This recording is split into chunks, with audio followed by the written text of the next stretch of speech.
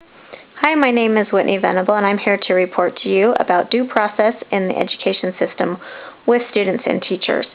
First of all, due process is just about being fair and letting people have their right to be heard. Due process happens each and every day, regardless if it's in the special education department having to do with IEPs, could have to do with students and their behavior, or it could happen with employees having to do with ethical concerns. The 3 points that I would like to bring out to you today about due process is just really honestly, it just has to do with fairness and letting everybody have their say. It dated back to the pre-colonial times where it was in England, dating back to the year 1215, and the Magna Carta Clause 39, which states that no one should be stripped of his rights and should be created equal. And then the U.S. adopted this clause as well and putting it into the U.S. Constitution. Due process is based on the 5th and the 14th Amendments. The Fifth Amendment, applies to the federal government, and that it says that no individual should be deprived of life, liberty, or property, and without due process, and they should receive equal protection of laws. The 14th Amendment applies to the state government, which states that it prohibits states from violating individual rights and gives equal protection regardless of their race, religion, or gender. So both of them work hand in hand when it comes to due process. One is at the federal level and one is at the state level. So even though both of them work hand in hand with education, the 14th Amendment applies more to education because it's at the state level. For my field activity, I was actually able to do 2 different field activities, and I was able to do one as a counselor and one as a administrative intern. So when I was doing my the counselor one, where I was just working every day, there was a group of students, of 3rd grade students, who came in to me and they were just pointing the finger at everybody, and they were just saying how, who was doing what, and that blame, just don't know what that means.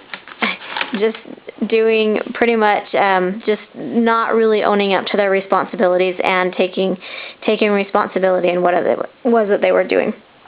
So I was actually able to talk to the first student who came to me for help, got her side of the story, figured out that there was 4 other students that were involved in this, and I was able to have each and every one of those students tell me their side of the story.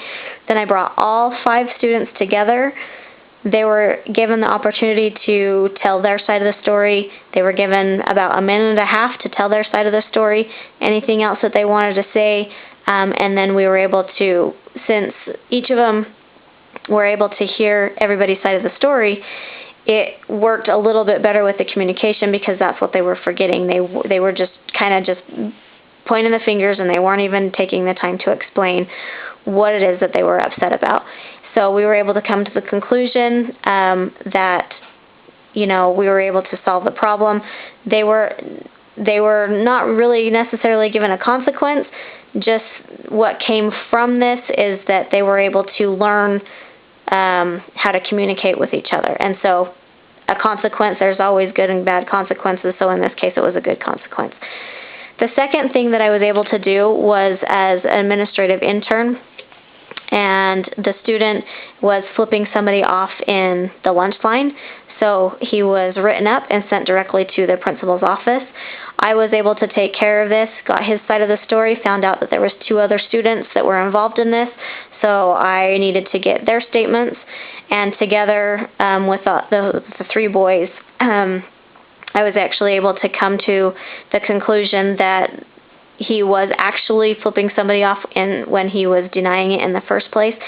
And so with the other two boys' statements, and then the original student was able to finally admit to what he did wrong, and he was able to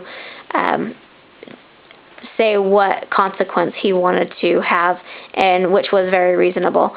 And I just thought it was kind of interesting that one of the things that he decided that he wanted to do as a consequence was to write apology letters, and we discussed what is a good apology, and so thought it was kind of interesting that he came up with that all by himself to figure out that he needed to say sorry to the people that he affected.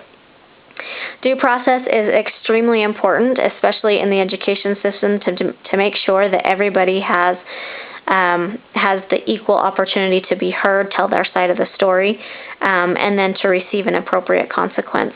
I hope you guys have a wonderful day, and thank you for listening.